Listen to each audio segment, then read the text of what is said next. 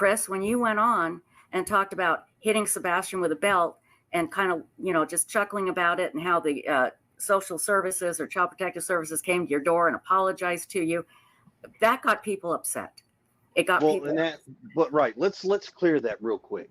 Okay. That needs to be cleared up, because what was said and what people heard are two totally different things. I heard you say you hit him with a belt. Okay, so let me finish, because that's the problem. When I go to make the statement, people want to interrupt and try to say, well, this and that. No. You wanted the answer. I'm giving you the answer. Now, when I answered that question, I told people Sebastian got a spanking. He got one lick on his butt outside of his clothes. If somebody can tell me how that's abuse to a child, explain to me. Can you confirm when that happened? That was years ago. I got spanked by a belt and wooden spoon by my mom for years. So, but let's not sidetrack. Let's stay on board. Okay. So the question about the CPS thing that came up to play that everybody wants to tie to this belt is not what it was. Okay. Well, I think it was confusing because when you initially talked about it, you referred to him as an embarrassed 15-year-old. So yes, you did. Like it was years ago. We thought it was like right recently. Well, instead of asking more clarification, let's clear it up. Should have been. So, as it stands, Sebastian went to school one day. He made a statement to a teacher. The teacher reports it to CPS. CPS comes to the house. That case has nothing to do with Sebastian getting spanked.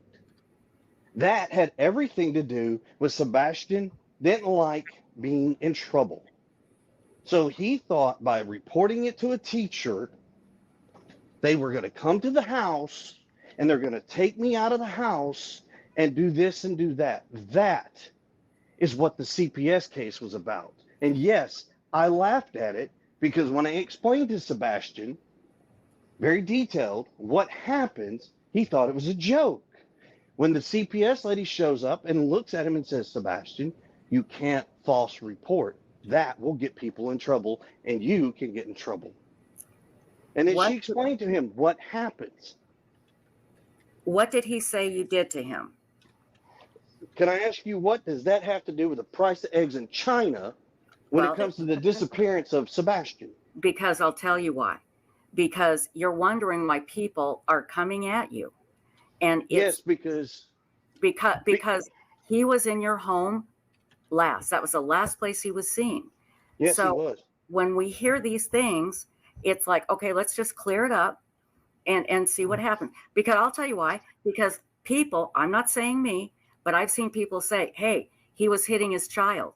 He reported it to his teacher. Did something happen? Was there an explosive incident that happened? No, absolutely nothing of that nature. Okay. And for people to not understand, when you discipline a child, there's a difference in discipline and abuse. There truly is a difference. But I think hitting anybody with a belt is abuse. I'm sorry, I do. And a lot of people agree with me, and that's the problem. And so guess we have what? a difference That's of the opinion. great thing. That's the great thing about having your opinion. Yes. That's an opinion. That's not a fact. That's opinion. Okay. I think a belt is abuse, but that's my, again, that is my. If I was leaving bruises and marks on a child, that's abuse. That would be considered abuse. Okay. Yeah. I mean, Okay. So by definition, that's weird. that's what I'm trying to get y'all to understand. You can say your opinion, and that is fine, but you have to back it up and say, what I'm stating is just an opinion. There's no fact to it.